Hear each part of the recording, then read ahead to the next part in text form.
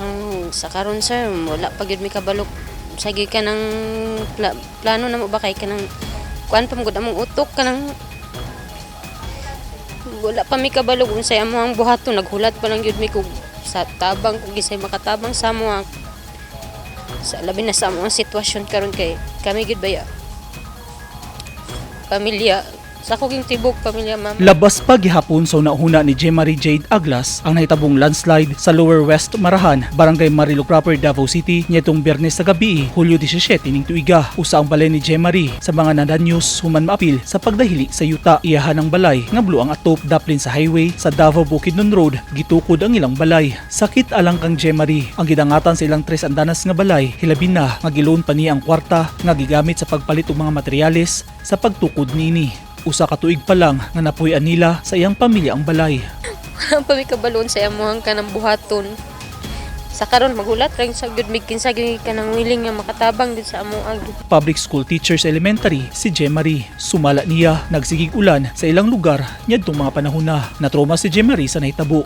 Buntag pa lang daan, nakabalo na ko nanay crack gyud sa kuano niya. Dako na gyud kay ang gintang ba. Pero wala na ko siya kuan niya.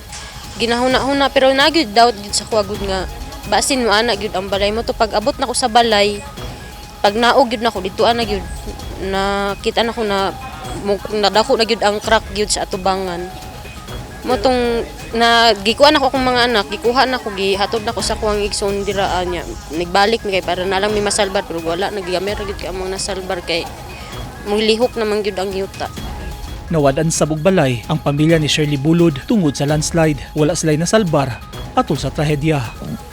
Ang among plano karon sir kanang nalang may mabalhinan sa amo ang kuan balay sir matukuran.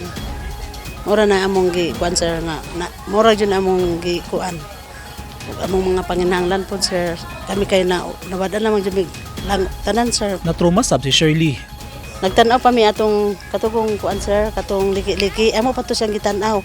Pero sa amo murag wala ra sa amo ba abi na magdili lang.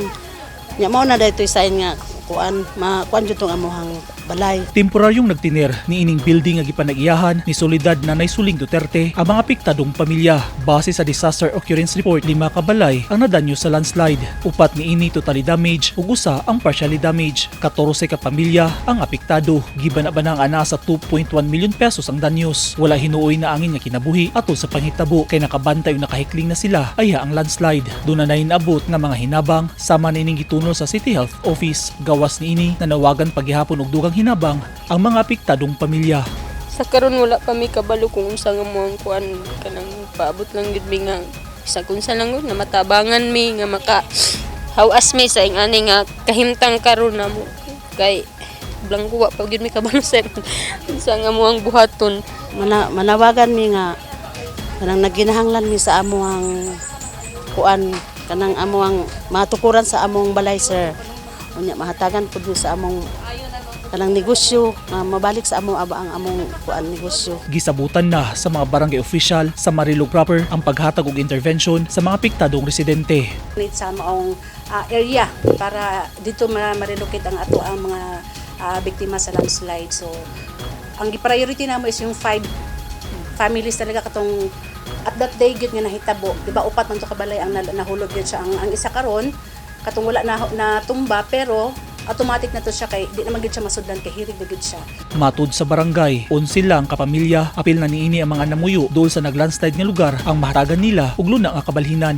Maghimo og kasabutan nga dili pwede if ever di ni sila mosugot o mopuyo diha ibaligya or ihatag nga dili direct family.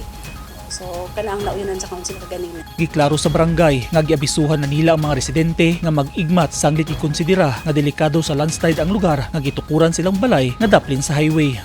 Identified na gid na sa to ang gobyerno no although sa national kaso lang di gid nato ma-please ang tao kay kana lagi side nga aside sa manginabuhian sila sa highway and then lisod po sila ang part nga naa sila sa sulod magpuyo kay ang ilaha gyud manginabuhi.